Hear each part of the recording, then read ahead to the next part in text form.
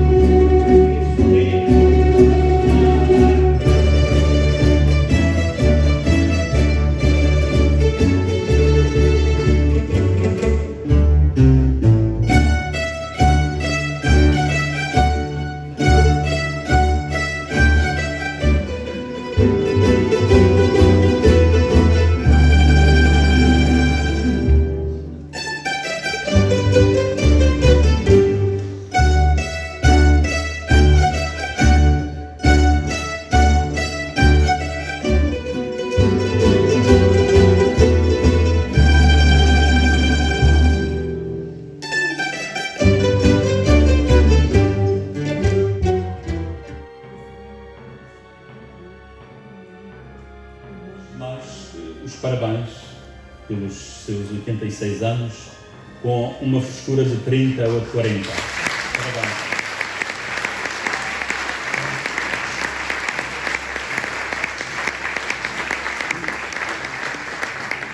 Como já calculam, a minha intervenção será talvez assim mais de um cunho religioso, mas também vou entrar um bocadinho na cultura e nos diversos aspectos que preenchem a vida do Padre Martins. E para não me alongar, eu escrevi, depois da leitura do livro, um pequeno texto para partilhar convosco.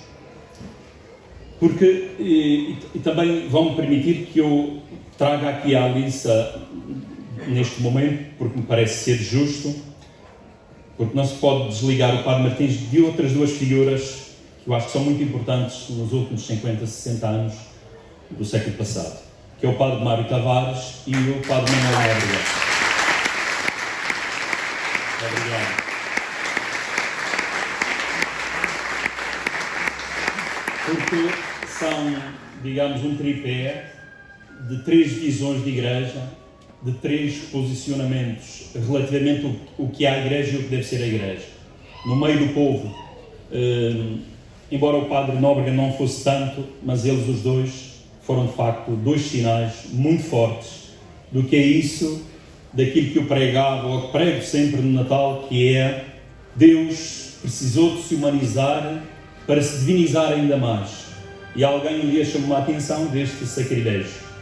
E eu reforcei ainda mais a ideia, porque quanto mais humanos, mais divinos.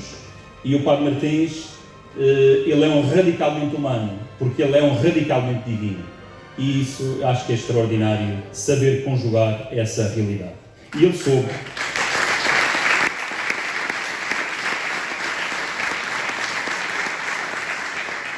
Vamos deixar as palmas só para o fim, senão eu sinto-me mal, já parece o Papa e não estou a esse nível. Ora bem, o introito. Uma coisa são os sinais dos tempos, outra o espírito do tempo. Mas antes da leitura, eu me esqueci da grande figura do livro também, que é a Raquel Varela, minha amiga, já há algum tempo. Porque eu, quando estava a ler o livro, eu pensava, só podia ser esta mulher a escrever a vida do Padre Martins desta forma. Porque depois fui buscar toda a história da Madeira, nos últimos 50 anos, do país e do mundo. A partir daquilo que deve ser a história, das movimentações sociais e das movimentações dos trabalhadores. Porque aí é que está, de facto, o cerne da humanidade. Bem-aja, parabéns por esta obra. É radiante. Ora bem, então, uma coisa são os sinais dos tempos, outra o espírito do tempo. Os sinais dos tempos resultam do pulsar da criação inteira, onde pulsa a humanidade e Deus está presente. Porque São Paulo diz isso, em Deus nos movemos, existimos e por aí adiante. Neste dinamismo dos sinais dos tempos estamos todos metidos dentro, e Deus também, com a sua intemporal e eterna encarnação. Daí eu ter dito que Deus precisava de se humanizar para se divinizar e para nos divinizar também. O espírito do tempo são as modas e a onda do tempo que passa, que nos faz aderir ou não. É consoante a empatia que germina por dentro de nós. Neste escorrer do tempo, estamos dentro ou não. Fica ao critério do gosto de cada um. O espírito do tempo é passageiro e volátil, como é todo o devir da criação. Os sinais dos tempos é outra coisa, e é isso que nós vamos ver no Padre Martins, na história da vida do Padre Martins. Então gostaria de apresentar-vos a definição da palavra transubstanciação, que está no romance O Canto do Melro, que é o nome dado, e a palavra transubstanciação é o nome dado na Eucaristia no momento da consagração do pão e do vinho. Esta definição contida no livro, para mim, resume o livro e toda a vida do Padre Martins. Vamos então à página 248, que é a resposta dita pelo Ricardo, o amigo e narrador do romance.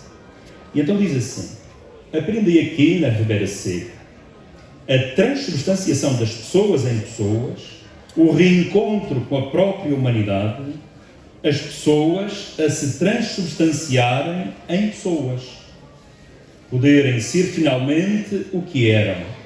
O rio desaguou, porra. Ora, este é o epicentro do livro. Este é o olho do furacão chamado Padre Martins Júnior e toda a história da comunidade paroquial da Ribeira Seca. E faço aqui um parênteses. No momento da minha leitura, nesta mesma página, saltou-me uma pergunta. Como vão fazer para preservar as intocáveis obras emblemáticas do adro da Igreja, que conta a história da Ribeira Seca, algumas de autores de renome internacional, dos perigos fanáticos e ignorantes da burguesia clerical que preenche a hierarquia da Igreja madeirense? É uma pergunta que eu deixo à consideração. Primeiro ponto, um livro sobre o humano, numa pessoa. Um livro sobre um humanista, um padre, uma visão de igreja voltada para o povo, encarnada no povo, uma igreja a partir do povo, uma comunidade de base, segundo a linguagem da teologia da libertação. diabolizada na Europa e na Madeira pelos analfabetos religiosos do passado e do presente. Eu lembro-me deste debate quando comecei nos primeiros anos no seminário. Eis aqui o Padre Martim Júnior, a figura que deita as mãos aos dois cornos do monstro, um corno é a ditadura e o outro o dogmatismo religioso. E podemos ver esta ideia na página 64 do livro. O que retrata então o livro? Humanidade em movimento. Um imparável rio de mudança. Era o género humano. E é o género humano. E abdicar disso é trair o género humano. Segundo ponto, o toque essencial do livro é a humanidade. E o relato de todas as suas circunstâncias referem à humanidade. Isto é, principalmente, todo o sistema de pobreza que desumaniza. Vamos a alguns elementos que faço destaque. A descrição histórica das movimentações populares e dos trabalhadores a partir das bases a nível mundial, nacional e regional, que a Raquel Varela faz de uma forma magistral. Não há nada a dizer sobre isso. O tema da democracia do trabalho, que é uma ideia muito querida também ao Padre Martins e que ele expressa no livro. As causas que ele abraçou. Os padres do Pombal, também uma história que falta fazer. O também intrépido Padre Mário Tavares Figueira. O diálogo hilariante entre o Bispo Santana e o Padre Martins no Paço Episcopal. Uma divina comédia a não perder. Páginas 135 a 137. É uma delícia. A cerimónia dos crismas na Igreja de Machico em 1967. Outra comédia a não perder sobre o ridículo que é o zelo tolo que pode ser o poder religioso. Páginas 167 a 170. A acusação da Júlia pelo padre Tristano Martinho, pároco da Vila de Machico, condenada pelo uso da expressão tu. O texto do recurso do advogado Lonfe Barreto é delicioso, a não perder. 211 a 218. O mote da ação do Padre Martins é a cultura da terra, a cultura musical e o culto. Também está expresso na página 142. O obstinado e doentio Bispo Santana, está na página 143, que devia curar de vergonha os que andam agora às costas com os seus ossos para os alcandorarem dentro da Sé do Funchal. Eu sinto-me envergonhado com isto. É isto que se chama...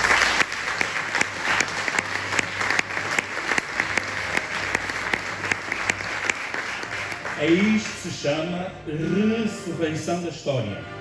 Não para aprender dela, mas para branqueá-la. E isto é grave, é criminoso. A movimentação de extrema-direita anda toda deste feitio. E a padralhada ajuda. Os nossos tempos são tempos intrigantes, porque eivados de uma doentia ressurreição do passado.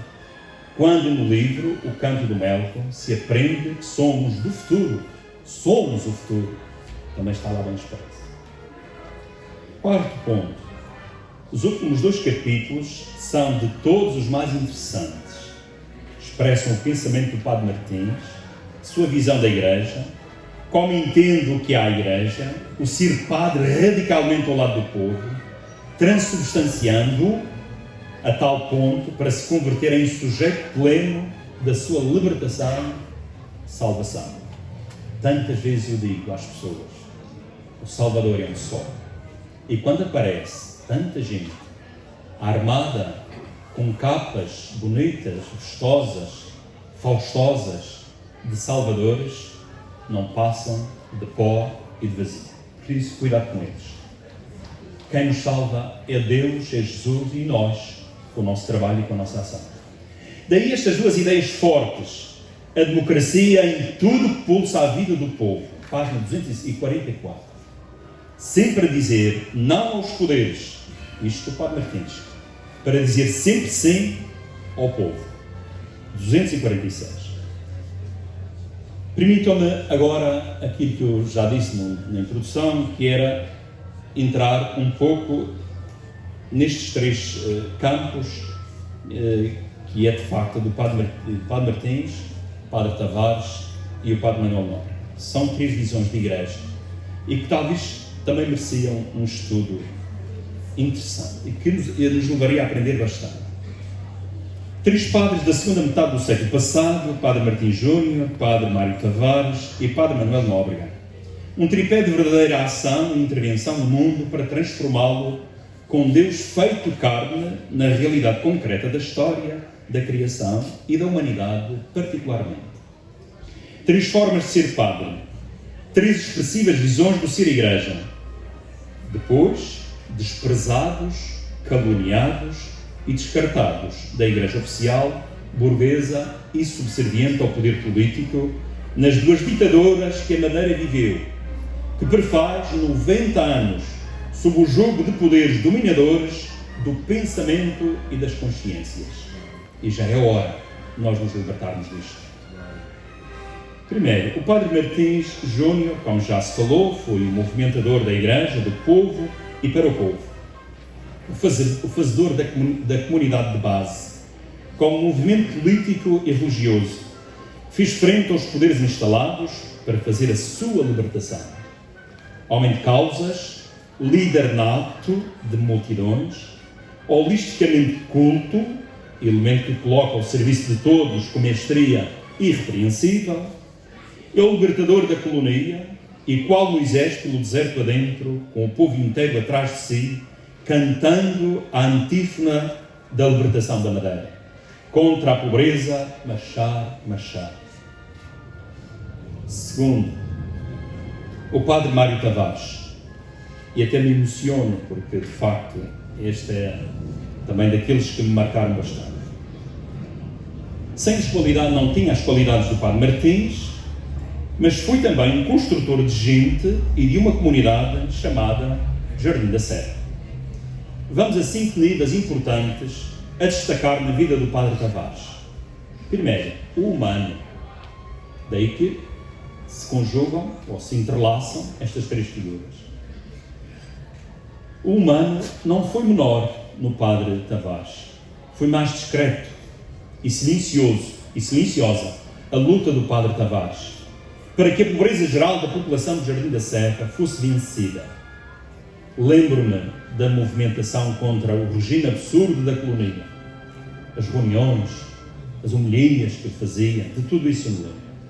A chegada da luz elétrica, os caminhos que rasgaram as veredas contra os gananciosos pedaços de terra, os mesquinhos de mente, e lembro-me, melhor ainda, da chegada de água potável, canalizada, que pôs termo a uma luta tremenda para conseguir água para consumo e para a higiene. Comove-me lembrar-me do fim da retrete e a cozinha escura e sem água. Outro ponto é o da educação. Eu, sendo filho desta remota terra, seguidor do Padre Tavares, ouvia-o falar tempos demorados sobre a educação, escolarização e formação académicas de filhos do Jardim da Serra, que até então não tinha ninguém formado em âmbito académico superior, em nenhuma área. Económico.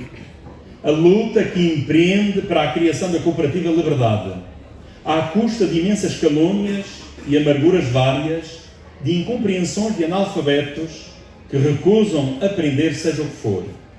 Esta ação permitiu pôr em sentido os horários vendeiros que sugavam o suor e o sangue dos pobres e indefesos agricultores e trabalhadores. A parte religiosa. A construção do complexo material da paróquia de São Tiago. A revolução que empreende ao nível da catequese e do culto. Tudo é novo e tão em comunhão com a renovação do Concílio Vaticano II. A confissão não é ao auricular, mas celebrada em assembleia reunida, como celebração de festa do perdão. Aí quanta teoria dita pelos quanta teoria dita pelos ignorantes fariseus armados em sabichões de religião verdadeira.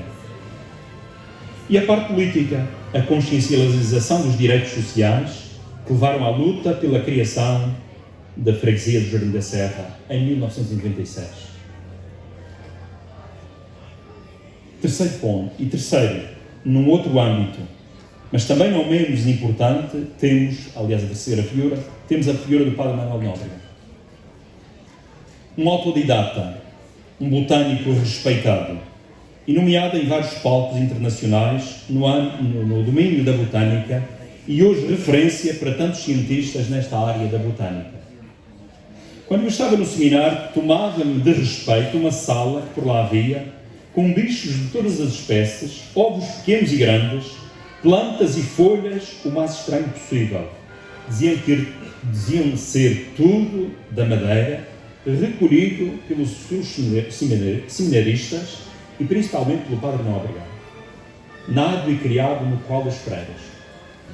Não se destacou na ação pastoral, porque com ele tudo se mantinha como estava e a igreja era uma estação de consumo religioso. Mas pronto, foi a opção dele. Uma visão de ser padre diferente de todos os outros, esta mais voltada ao estudo da criação, onde Deus tinha tudo feito de forma harmoniosa. Por isso, recebeu agora a confirmação com a publicação da encíclica do Papa Francisco, Laudato Si, sobre o cuidado da casa comum.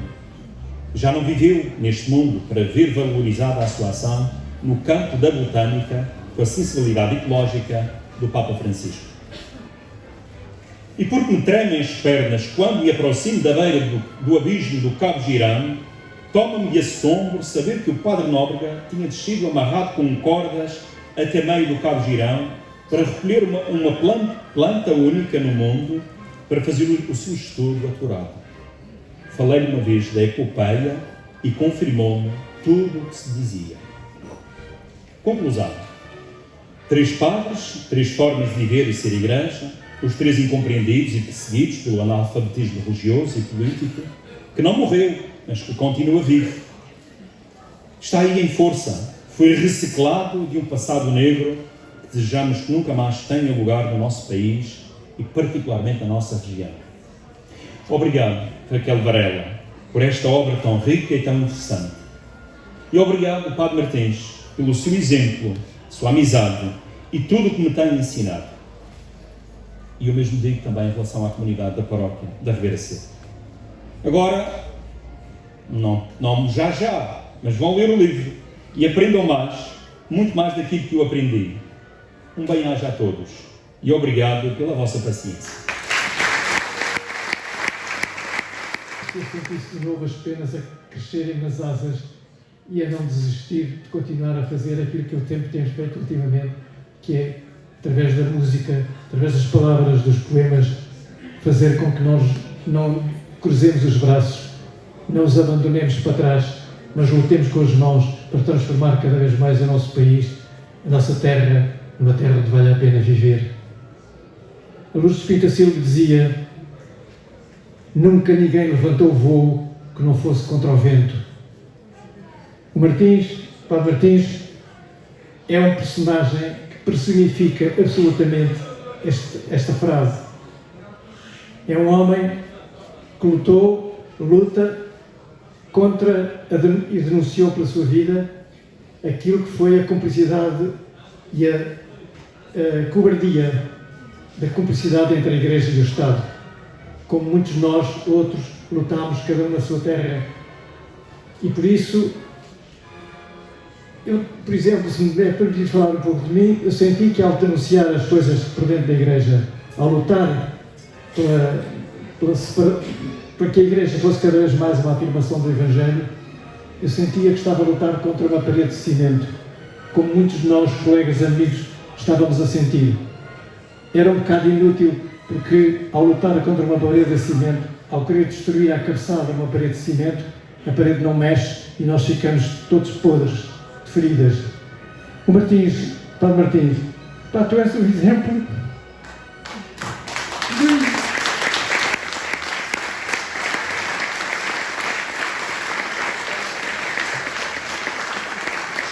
Tu és um exemplo do homem que não desistiu de lutar e que contou por isso, porque esteve sempre ao lado do povo, contou com isso, sempre com o apoio do povo.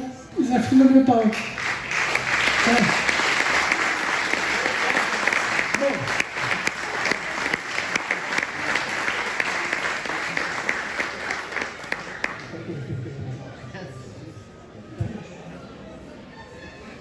Deixa-me lá. Eu ia cantar um poema da Sofia de Melo Brainer. O poema da Sofia de Melo Brainer, se ela tivesse conhecido o Padre Martins. Não sei se vocês conheceram ou não, se há uma vez te cruzaste com a Sofia de Melo Brainer. Na casa, pronto. Então, olha, certeza que ela, ao ter dedicado este poema que ela dedicou ao Francisco Sousa Tavares, certeza que também estava a dedicá-lo a pessoas como tu. Que eu não vou cantar, mas vou-te dizer, vou declamar. Declamar, entenda-se, enfim, ler. Porque os outros se mascaram e tu não. É um poema que faz o elogio das pessoas retas, das pessoas verticais, que têm sempre a mesma cara diante de toda a gente e que lutam pela transformação do mundo. Repito. Porque os outros se mascaram e tu não. Porque os outros usam a virtude para comprar o que não tem perdão. Porque os outros têm medo, mas tu não. Porque os outros são os túmulos caiados onde germina calada a podridão. Porque os outros se calam, mas tu não. Porque os outros se calam, mas tu não. Porque os outros se compram e se vendem, e os seus gestos dão sempre dividendo. Porque os outros são hábeis, mas tu não. Porque os outros são hábeis, mas tu não. Porque os outros vão à sombra dos abrigos e tu vais de mãos dadas com os perigos. Porque os outros calculam, mas tu não. Porque os outros calculam, mas tu não.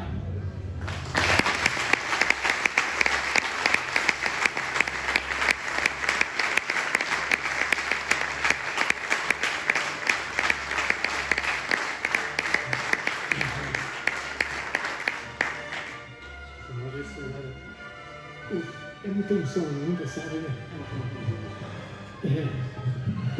Eu dava um bocadinho dizia assim, eu já não me comovo, não é? Eu já não sei nem que. Epá, quem me dera chegar a essa fase.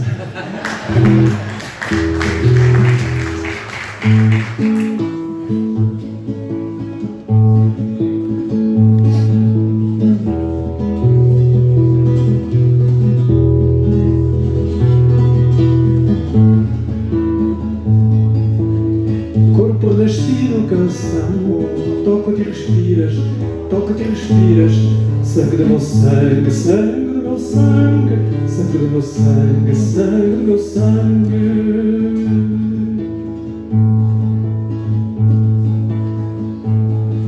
Cantando é como se dissesse, estou aqui. Cantando eu nego o que me nega, ato de amor, coração perpendicular ao tempo, coração perpendicular ao tempo.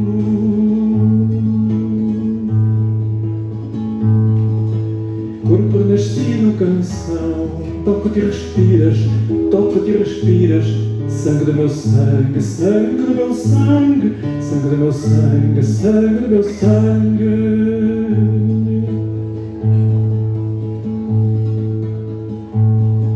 Cantando é como se dissesse, estou aqui. Na multidão que está dentro de mim, recuso a morte cantando, recuso a solidão. Recuso a morte cantando, recuso a solidão.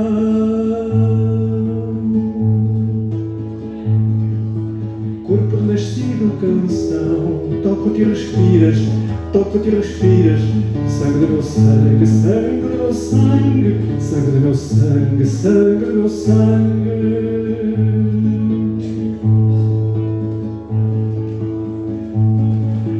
canção, casa do mundo, viagem do homem para o homem. Meu pedaço de pão, rosa de maio, criança a rir na madrugada, criança a rir na madrugada. Corpo nascido, canção, toco-te e respiras, toco-te e respiras. Sangue do meu sangue, sangue do meu sangue, sangue do meu sangue, sangue do meu sangue, sangue do meu sangue, sangue do meu sangue, sangue do meu sangue, sangue do meu sangue.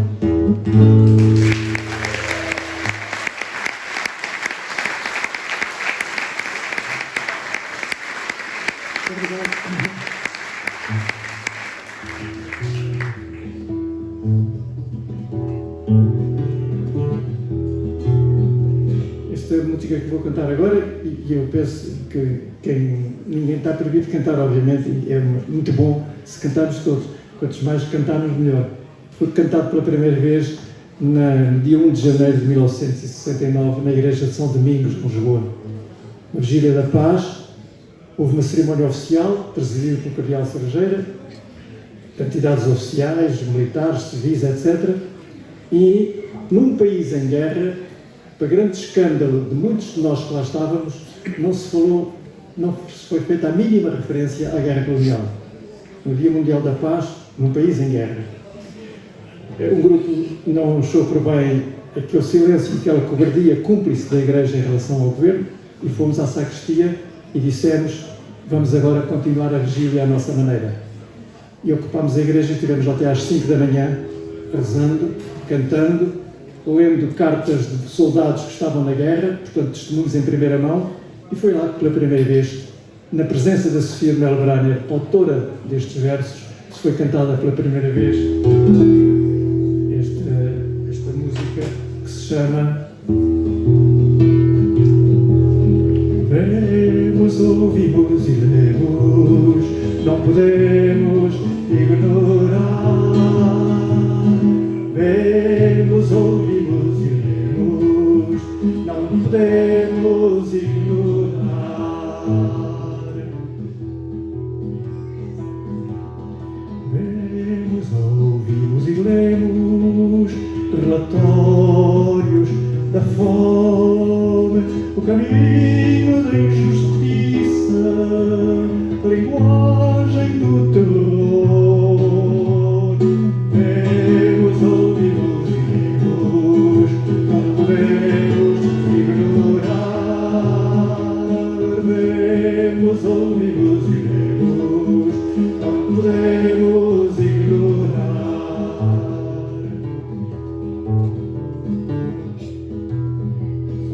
A bomba de Hiroshima, vergonha de nós todos, reduziu a cinza, a carne, as crianças.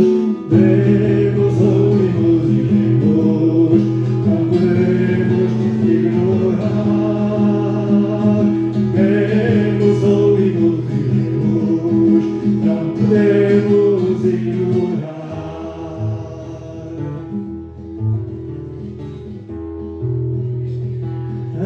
Em Gaza e na Ucrânia, Haiti e na Nigéria, continua a morte, a fome e a miséria. Vemos, ouvimos e lemos, não podemos ignorar. Vemos, ouvimos e lemos, não podemos ignorar. Nada pode apagar o concerto dos gritos. O nosso tempo é pecado organizado. Vemos, ouvimos e lemos, não podemos ignorar. Vemos, ouvimos e lemos, não podemos ignorar.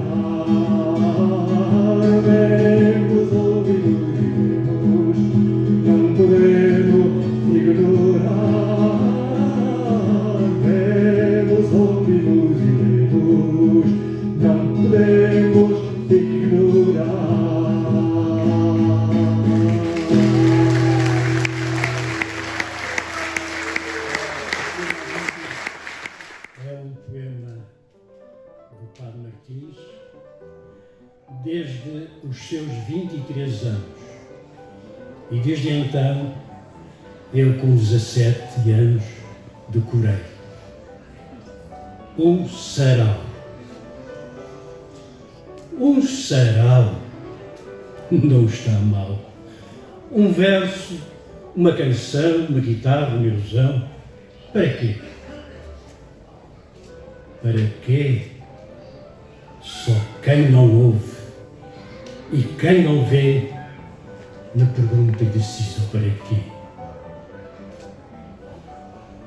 Mas eu sinto e vejo e palpo e ouço cadências de trovões e manhãs de ilusões no sangue moço das minhas veias em si. Para aí ver. Amigos, não vis palpitações febris de amor e glória, de fantasia e cor no vosso sangue em flor?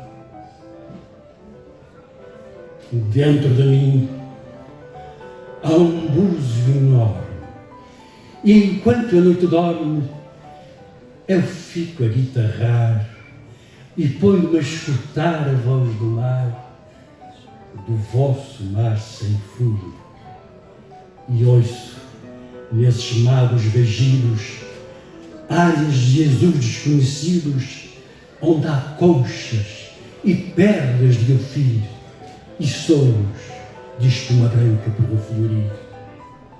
Nesses olhos verdes, azuis, castanhos, com pupilas aladas a bailar, adivinho lampeios estranhos de rubras alvoradas por rasgar. E nesses braços longos, quentes como brasas, não sei se vejo troncos, se vejo asas abertas para o vento e para a luz. E eu pus toda a ilusão, toda a aventura neste divino olhar que me tortura e me faz sonhar. Avante, moços! Esta é a nossa hora, este é o nosso grito. Já nos convoca o clarim, a nossa estrela é a aurora e a nossa meta, o infinito.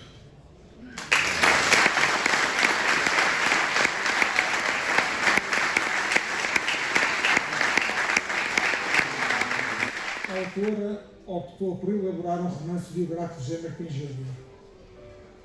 Apesar do estilo adotado, a renomada historiadora deixa a marca das suas características de investigadora, do método científico e do estilo da narrativa. Da Ribeira Seca pode contar-se a história do mundo, lê-se a páginas tantas. De facto, este livro acaba por ser, ainda que romanceada, a história da vida de um homem, de uma terra, de uma nação e do mundo. Raquel Varela não se limitou a relatar a vida do Zeca, do capelão José Martins Júnior, do padre Martins, do presidente da Câmara, do deputado Martins ou do homem que todos eles incorporam. Só isso preencheria um livro, uma enciclopédia.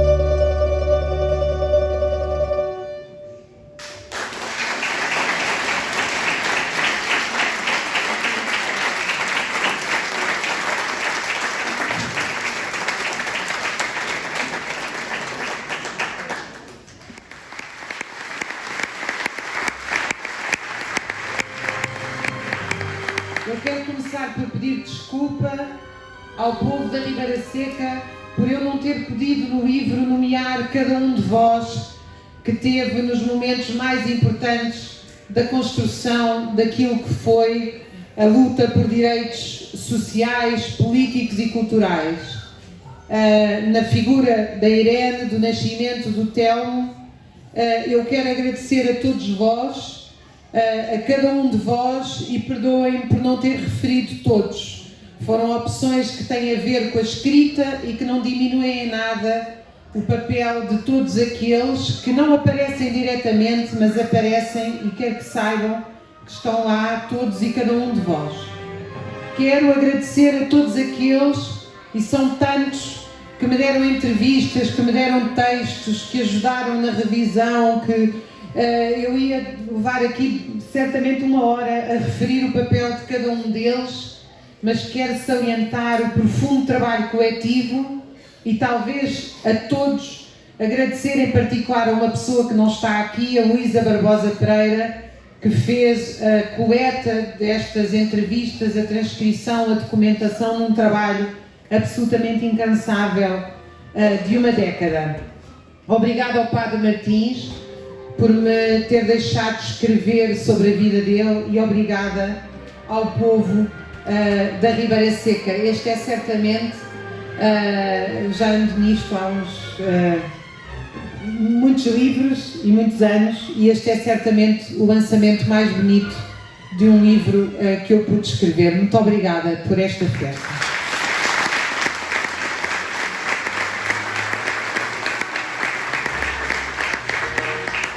Quando a Rosa Perestrelo Noia deu à luz 2 gêmeos, desculpem, emociono por...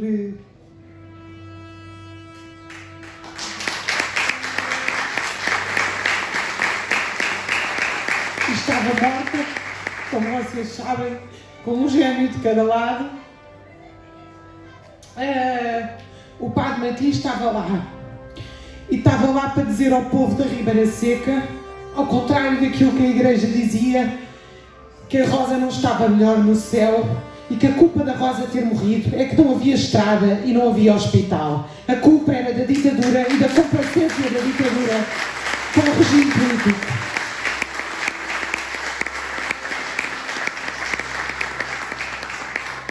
Quando a PIDE perseguia os trabalhadores imigrantes, o Padre Martins enfrentou o inspetor da PIDE e disse: estes homens vão para Lisboa e têm o direito de ir para Lisboa. Quando a PIDE foi chamada porque queria saber que músicas eram essas que falavam da Rosa, que tinha morrido, que o povo da Ribeira Seca andava a tocar e que agora queriam ter a inspeção prévia da letra das músicas, o Padre Martins perguntou-lhes se também devia levar o hino nacional à inspeção. Quando, perante o governador civil e o governador militar sentados em almofadas vermelhas, o Padre Martins discursou dizendo que Deus não se coaduna com pessoas sentadas em fofas almofadas vermelhas e foi de castigo mandado para o Porto Santo, chegou ao Porto Santo e criou imediatamente um grupo para alfabetizar a população do Porto Santo, um grupo de música, um grupo de teatro, e com esse povo enfrentou a PIDE, que o queria obrigar a voltar para o Funchal, porque ele se tinha tornado, e o bispo considerava, um padre demasiado próximo das pessoas, demasiado humano. Quando foi a construção do átrio da igreja, que o povo, vocês, subiram estes montes para acarretar pedra, o Padre Martins ia à frente a tocar e a cantar.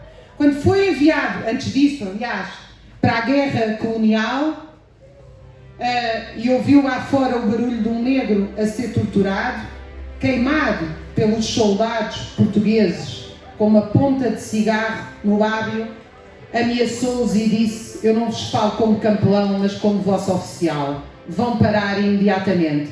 E quando o bispo foi lá, ele dirigiu-se ao bispo e disse-lhe: o senhor vem aqui fazer discursos vácuos, discursos vazios, quando estes homens estão a chorar atrás da caserna porque querem voltar para a sua família.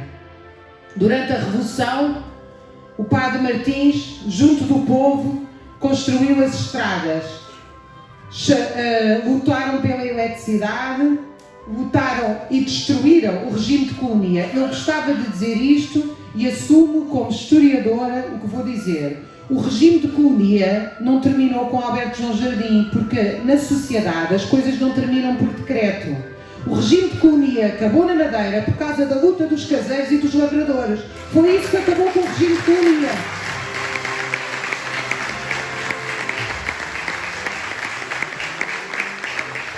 E foi na paróquia da Ribeira Seca que foi afixada a primeira reunião dos caseiros que levaram ao fim o regime de colonia. Foi também a partir da Ribeira Seca que a escola foi construída, porque a escola era um pardieiro e a professora tinha que parar de falar quando as vacas mugiam. A população da Ribeira Seca, vocês, dirigiram-se à cidade e entraram em greve e disseram: mais ninguém vai à escola enquanto não edificarem uma escola decente. E fez aquilo que é o mais importante.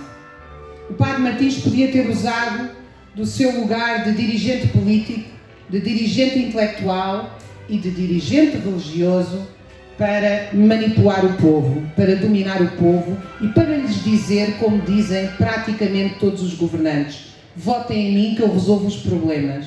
O Padre Martins não fez isso. O Padre Martins olhou para o povo e disse: o governo são vocês.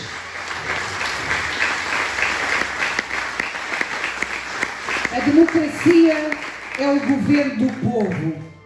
É um privilégio, uma honra e uma responsabilidade alguém ter um mandato de representante do povo. O povo não está ao serviço dos governantes, os governantes é que estão ao serviço do povo e é nele que reside o poder. É por isso que na Ribeira Seca, e só há uma outra cidade em Portugal onde isso aconteceu com esta dimensão, como aconteceu em Machico, se criou um verdadeiro poder popular que faz lembrar o municipalismo que Antero de Quental era justamente admirador. Os caseiros, as bordadeiras, os operários da construção civil elegeram, através do Centro Popular, no Centro Popular de Machico, um verdadeiro governo da cidade. Eu hoje acredito que, face à crise da democracia representativa, a outra cidade é Setúbal, esse é um extraordinário exemplo. A magnitude dos dramas que nós estamos a viver no mundo, com guerras, com o genocídio em Gaza, com a destruição completa dos serviços públicos, com a ausência de segurança no emprego, não pode haver nenhuma solução que não passe por um reviver da democracia participativa e pelo envolvimento de todos nós na transformação da sociedade. E o exemplo de Machico é absolutamente extraordinário desse ponto de vista. É uma democracia participativa e que vigora para além do processo revolucionário. O Padre Martins esteve lá a defender o pensamento livre, a educação para todos e a educação cultural, a educação musical, como nós víamos aqui, que me faz lembrar uma frase de Zeca Afonso, também ele apoiante do Padre Martins: eu não gostava de cantar para as pessoas, eu gostava de cantar com as pessoas. O Padre Martins não veio tocar música para as pessoas, o Padre Martins veio ensinar música às pessoas para que todos aprendessem música. Essa é a diferença essencial entre a democracia representativa e a democracia participativa, entre transformar as pessoas e entre fingir que se governa para as pessoas. O Padre Martins é uma figura nacional, mas também é uma figura mundial que se insere naquilo que é o cristianismo de libertação. E é uma figura nacional, e eu gostaria de o salientar, porque por razões políticas que eu tento desenvolver no livro, nunca houve um enfrentamento depois da Revolução Republicana com a instituição da Igreja Católica, que foi o verdadeiro partido fascista da ditadura. Portugal nunca teve um partido fascista, porque a Igreja Católica, um partido fascista clássico como na Itália, porque a Igreja Católica cumpria essa função. E o Padre Martins é, a par do Padre Marx, assassinado pelo bombismo de extrema-direita, que também existiu na Madeira. O Padre Martins encarna o enfrentamento a essa Igreja Católica obscurantista, paternalista, dominadora, que utilizou o seu poder, utilizou a fragilidade das pessoas para fazer perdurar uma ditadura de 48 anos que garantia salários baixos, com proibição de sindicatos, trabalho forçado nas ex-colónias, uma guerra colonial que mobilizou 1.300.000 homens, matou 9.000 soldados ao serviço do exército português e mais de 100.000 nos movimentos de libertação. A Igreja Católica, junto a todos aqueles que apoiaram esse regime e que muitos deles rapidamente se reciclaram em democratas depois de 74, 75, são os maiores responsáveis pelo pior período da nossa história. Não há dúvida nenhuma disso. E o Padre Martins enfrentou-se com essa Igreja Católica como mais ninguém o fez, incluindo, na minha opinião, muitos dos partidos políticos que não quiseram pôr em causa essa estrutura. O Padre Martins é também esta figura deliciosa, humorada, simpática, agregadora, enfim, que nós conhecemos. É o homem que, quando se falava nas achas de autonomia na Madeira, dos mesmos patriotas que tinham enviado 1 milhão de homens para a guerra colonial e agora defendiam rapidamente a independência da Madeira, fez o famoso discurso Larachas de autonomia. E claro, eu tenho que terminar, que o tempo já vai longe, lembrando mais uma vez o povo da Ribeira Seca, porque o homem mais extraordinário do mundo, que é o Padre Martins, não teria sido ninguém se em 1969 vocês, o povo da Ribeira Seca, os vossos pais, os vossos avós, não tivessem descido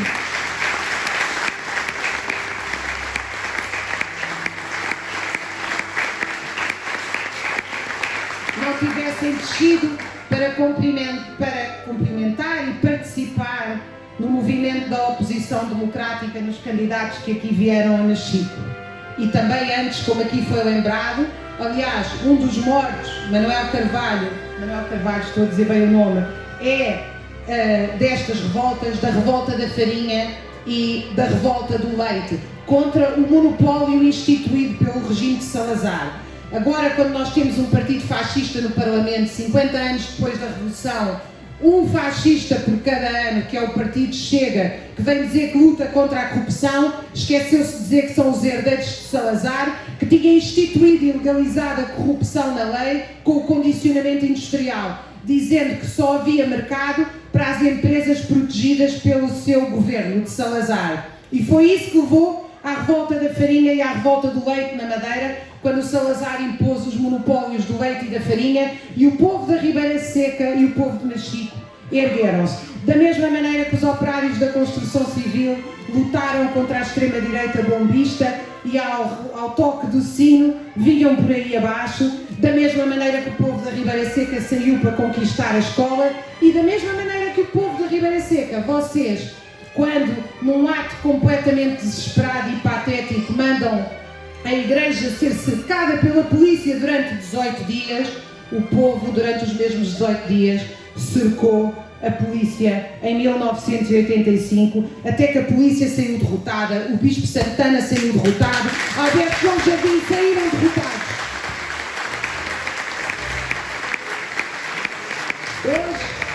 Hoje, com os dramas da imigração, com os dramas das guerras e com toda a desigualdade que vivemos, vocês são um enorme exemplo. Nunca se calaram, nunca deixem que vos cale. O governo, de facto, só pode ser governo se for um governo do povo. Muito obrigada, Padre Martins, muito obrigada a todos vocês.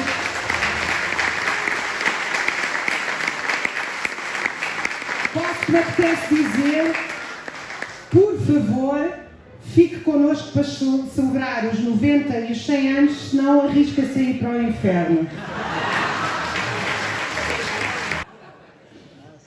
Como o meu pai nas ondas do mar, e também estou habituado às tempestades. Não estou habituado a carigos, mas a Raquel, enfim, entendeu, enfim, despir o mel, depenar o mel, cuidado com isso. Olha, depenar o mel, olha, eu vou ficar por aqui. Mas quem deve fazer isso, bom, pronto, gostei. Mas também este livro é um risco para mim. É um risco para mim. Ela aponta coisas boas e aponta também os meus defeitos. Só que os maiores não estão lá, ainda bem. Eles não sabem. Agradeço muito. Só isso, agradecimentos à editora Bertrand, que é o Dr. Jorge, por ter estado cá, por ter dado provimento a esta ideia. A Bertrand é uma editora, Princeps, enfim, especial em Portugal, e obrigado por ter dado guarida a este conteúdo. A Raquel nem se fala sequer. Agradecimentos a estes oradores que cá estiveram, né? Aqui na Madeira, o jornalista Hélio Passos, o José Luís Rodrigues, como sempre, o Rodrigues é o máximo, é o maior, não, a Madeira, poxa, e a Madeira, e isto, a igreja ingrata, madrasta, tola, despreza os valores, em vez de alcandará-los e colocá-los no vértice da sociedade.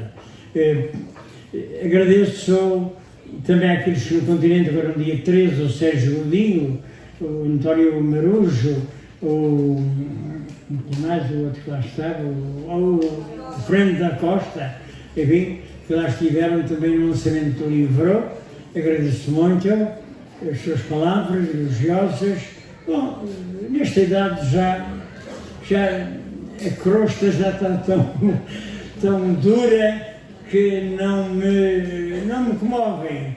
Agradeço, mas pronto, agradeço muito. Não me comovem porque eu calhou-me na rifa viver isto. Calhou-me, como eu disse lá no continente, no dia 13, calhou-me na rifa, na vida, andar sempre pelas periferias, mandarem-me sempre para o canto do prato, para o Porto Santo, que era a minha terra há 60 anos, veja lá, há 61 anos que estive na Porto Santo, era até um deserto, era um degredo para as costas da África. Depois mandaram para a África mesmo, não é? Para a guerra de Cabo Delgado. Depois mandaram para outra África, não pelas pessoas, mas pela carência de vida que era a Ribeira Seca. Sem água, sem luz, sem estradas, sem nada. Portanto, habituei-me a isto. E nunca abandonei, tive tentações de abandonar. Outros colegas abandonaram-me, depois formaram-se, vingaram-me na vida, isto é, progrediram. Não fiz isso porque não queria ser infiel à minha classe, à classe dos trabalhadores, dos operários, dos camponeses, dos pescadores. Não podia ser um traidor à classe em que eu vivi. Sei que há outros padres e outros dignitários da igreja que saíram de pata rapada, digamos, e hoje são príncipes da igreja, têm tudo e mais alguma coisa. Abandonei isso num pleno exame de consciência. Foi a vida que me fez assim, aquela que acabou de dizer há pouco, o melhor. Se não fosse o povo de todos os lados, do Porto Santo também, do ultramar, aprendi muito com os negros, e se não fosse o povo da Ribeira Seca, hoje esta sessão não se fazia aqui, não aconteceria este livro. Portanto, mais uma vez, obrigado ao povo da Ribeira Seca. Agora, agradeço a todos aqueles que se deslocaram aqui. Vejo a Raquel e também a referência ao povo da Ribeira Seca, mas está aqui gente que tem o mesmo espírito do povo de cá, de Funchal, de Ponta de Sol, de outros lados, amigos meus que aí estão. Agradeço a todos vós, especialmente agradeço a esta fileira aqui de frente, os lutadores, cada qual gente que luta pela emancipação, pela libertação, por caminhos divergentes, diferentes, cada qual na Assembleia Regional, mas todos com o mesmo objetivo. Obrigado de ponta a ponta a vocês que aqui estão. Agradeço especialmente também aqui ao querido amigo o Ricardo Franco, Presidente da Câmara. Ele está cá mais como amigo do que como otário ou como político. Não nos mal de dizer isto ao Ricardo, porque ele desde que ele era pequenininho e já andava connosco. Nunca esquecerei, porque também hoje eu sou muito grande ainda na altura. Mas eu tenho a tua ideia de pequenina ali a furar, a mudar, a ajudar-nos e tudo. Portanto, agradeço muito a colaboração também deste pavilhão, que a Câmara fez a gentileza de implantar. O meu querido amigo Alberto também, pela tua presença de freguesia, e a todos vós. Se vou citar um por um, é mais meia hora, aqui por uma hora. Obrigado por tudo, e agora os votos de que a vida continua. A vida continua. Não idolatremos ídolos, não idolatremos personagens. As personagens são apenas um meio instrumental para que o mundo possa ser melhor. Cada um de nós é um instrumento. Não se esqueça disso. Há 50 ou 100 anos já houve gente da mesma fibra, enfim, que os meus pais me deram, do mesmo caráter, gente, padre como Teixeira da Fonte e tantos outros, antes, há 100, há 200, há 2000 anos. Infelizmente o mundo não mudou muito. E daqui a 100 ou 200 ou 1000 anos haverá alguém outra vez como nós a lutar e o mundo numa pasmaceira. Cada um de nós é um lutador, não se esqueça disso. Cada um de nós tem a alma de transformador da sociedade. É isto que nós pretendemos. E terminando mesmo, da minha parte, cada um de nós é um pequeno episódio na grande novela do mundo. Um pequeno episódio, vamos passar e a história vai-se fazendo. O que interessa é estar bem, cumprir bem o papel que a vida, que a sociedade nos deu enquanto cá vivemos. Que o nosso pequeno episódio seja o orgulho da grande história do mundo. Muito obrigado.